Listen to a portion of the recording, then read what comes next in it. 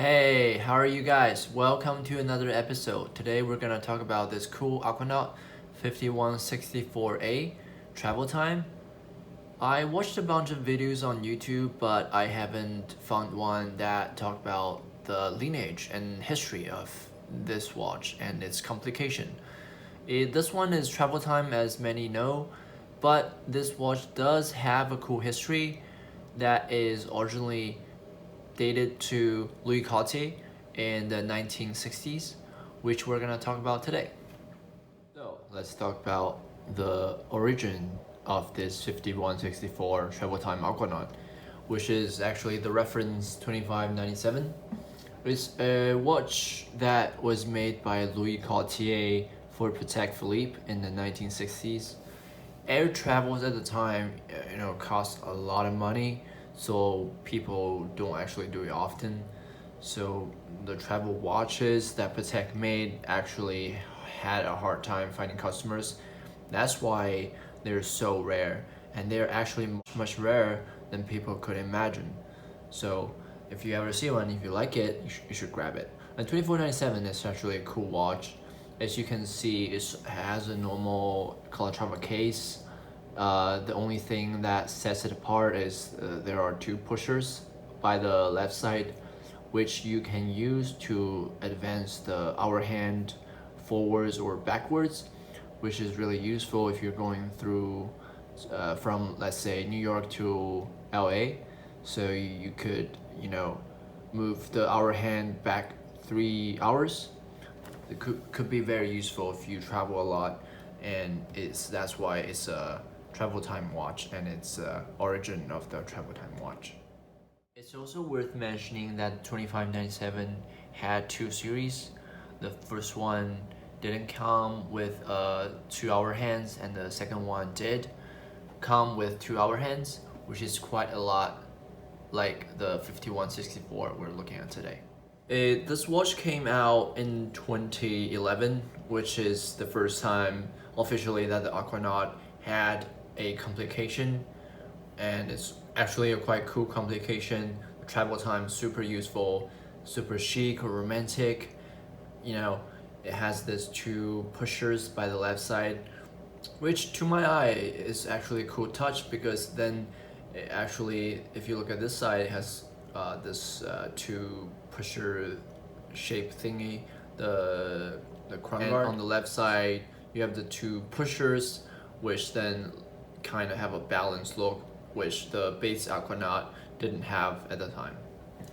This watch has a really cool grenade or globe theme dial, and also with this little useful date. I really like the date on this watch because if you see other Aquanaut or Nautiluses, you have a date at 3 o'clock. It makes the dial look a bit more unbalanced. This one, it kind of blends in with the dial design, and this cool globe look adds to the charm of the travel time complication. The rounded date design is also super easy to read. It also has these two local and home time indicator here, which is super useful when you're traveling abroad, obviously, because then if you're going from, let's say, New York to Hong Kong, then it's 10 o'clock in New York time, but it would be nighttime in Hong Kong. So you would actually have these two indicators so you don't confuse yourself, which is really a cool touch. And the lume plots here and on the hands are massive, and they're very easy to read as well at night. This particular one has another cool feature on the dial, which is the Tiffany & Co. signature below the Patek signature. This one, well, it doesn't change the look of the watch at all, but it does make the watch a bit rare. Well, by a bit, I mean quite a bit, because Tiffany & Co. doesn't really come out with these stamped 5164s that often. So this one is actually a pretty rare sight to see in the wild. And as you can notice, our earlier 2597, the grandfather of this travel time, also had a Tiffany & Co. signature on the dial, which is a cool link between the original travel time watch and this newest iteration of the travel time complication. The movement is the standard center seconds 3-4 family movement. It has a gold rotor, which is pretty cool. Same on the Nautilus 5711.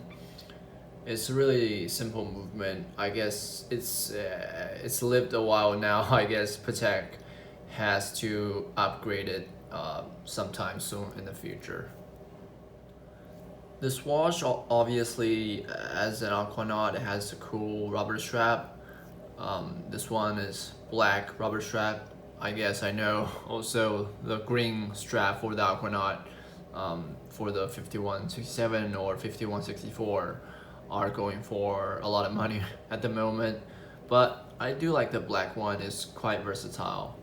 The clasp is this double folding clasp, which is pretty secure, and yeah, let's see it on the wrist. I have a small wrist, but this one, even being 40.8 millimeter, it does wear pretty well on the wrist. You know, it does hug the wrist pretty well, and being a sport watch, I don't mind it being a little bit big, but it's actually quite modest. It's a lot smaller than I imagined it to be, and I just enjoy testing it out daily, and I've been wearing it for a while now, and I really like it. So today we've looked at the grandfather of this watch, which is the 2597 in the 60s, designed by Louis Cottier, and this watch in 2011, which is a totally different thing with rubber bands and steel case and all that. But they're equally as cool, and both have a pretty romantic notion of traveling. I hope you enjoyed this video, and see you on the next one. Thanks.